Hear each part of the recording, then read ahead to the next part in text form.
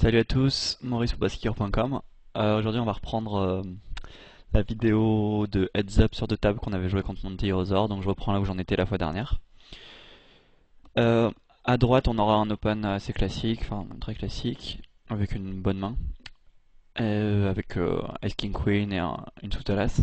Et à gauche, je pense que le standard serait de 3 bêtes sans doute. Oui, c'est ce que j'ai fait. On a quand même, c'est pas aussi handicapant que certains peuvent le penser d'avoir trois cartes de la même couleur plutôt que deux.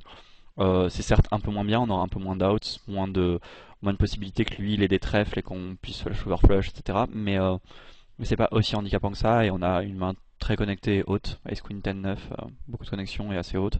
Donc en heads up c'est largement au-dessus de sa range d'open bien sûr. Et on flop très bien puisqu'on flop nuts avec read draw si on veut. Enfin, les 10 et les queens euh, nous amènent top straight, nous amènent une top straight différente quand il a lui-même que queen 10.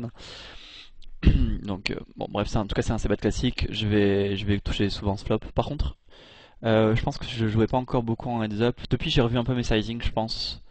En tout cas, ouais, maintenant je bet 20 en fait dans ce genre de pôle. La plupart du temps de toute façon, la plupart de mes sizing sont à 20 quand j'ai poté préflop et que le joueur open à 6. Donc j'ai tendance à se mettre un peu plus faible aujourd'hui, mais peu importe.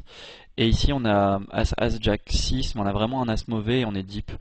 Sauf avoir une histo à penser que le joueur peut, et ça peut arriver hein, bien sûr, que le joueur est un joueur qui 4-bet beaucoup, qui va 4-bet la plupart de ses kings, qui va 4-bet même des randoms différents, etc. Et qu'on va pouvoir régulièrement 5-bet derrière.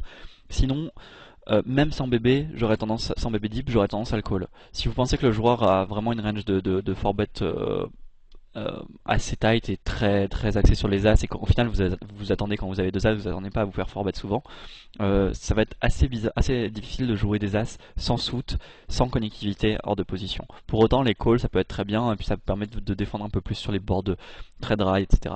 Donc pas question de fold bien sûr. Aussi, ce qui est intéressant, c'est quand on flop top 7 comme ici, on a un peu moins de.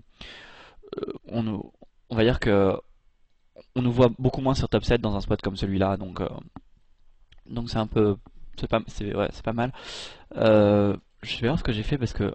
Ouais. Ici, on s'est bête et je pense que sa range de call, elle comprend des 10 queens au player, elle comprend la plupart des king x6, king plus gutshot. Il y a quand même pas mal de. Je pense que